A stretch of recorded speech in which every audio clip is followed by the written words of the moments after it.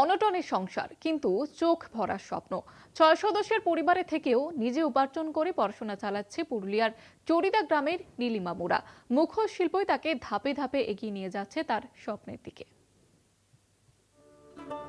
পুরুলিয়ার চরিদা গ্রাম। এই গ্রাম পরিচিত মুখোশ শিল্পের জন্য। পুরুলিয়ার পর্যটকদের অন্যতম আকর্ষণের জায়গা। ঐতিহ্যবাহী এই গ্রামেই নিজের ভবিষ্যৎ গড়ছে কলেজ ছাত্রী নীলিমা মুরা। চরিদা গ্রামের এক অনন্য লড়াইয়ের গল্প।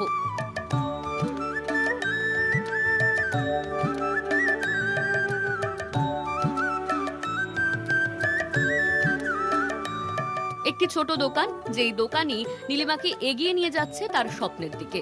নীলিমার পরিবারের 6 সদস্য। বাবা লক্ষ্মীমুরা অন্যের দোকানে কাজ করেন। সেই উপার্জন দিয়ে দুবেলা পেটও ভরে না। সংসার চালানোই কঠিন, সেখানে পড়াশোনার খরচ তো দূরের কথা।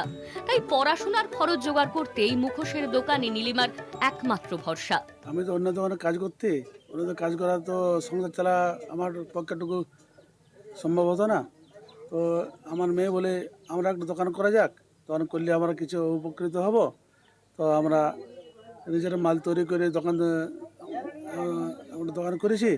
আর কলেজের সাথে সাথে এখানে দোকানও কাজ করে, আর যে টাকাটা আমার পায় সেটা সংসারও চলে। তবে বিভিন্ন কাজে ওর টিউশন ফি, কম্পিউটার ক্লাস। একদিকে মুখোশ তৈরি, অন্যদিকে পড়াশোনা, দুটোই সমান তালে চলছে নীলিমার জীবনে। নিজের দোকানের আয় থেকেই সে মেটাচ্ছে টিউশন ফি, কম্পিউটার ক্লাসের খরচ। টিউশনের খরচা নিজে বের করে নিচ্ছি, বা ঘরের সাহায্য হয়ে যাচ্ছে কিছু, এটাতেই পড়াশোনাও করি, এটাও করি, এটাই করতে হবে। তো দুটো কাজ কিভাবে একসাথে সামলাচ্ছ? পড়াশোনার টাইমে পড়াশোনা করি, আর কাজের টাইমে কাজ করি। আমি অন্যদেরকে বলতে যাচ্ছি, যারা মানে কিছু করেন আমার মতো চেষ্টা করুক নিজের পায়ে দাঁড়ানোর জন্য। এটা সত্যি কথাই, কারণ আমাদের দোকানের পাশেই তার দোকান। সে নিজেই নিজের পুরো কাজ করে, মুখস্থ করে বানায়, রং টং নিজেই করে, আর নিজের পড়াশোনা চালিয়ে যাচ্ছে এই কর্মটা করে। চরিদার ঐতিহ্যবাহী মুখোশ আজ নীলিমার হাতে শুধুই শিল্প নয়, হয়ে উঠেছে আত্মনির্ভরতার অস্ত্র।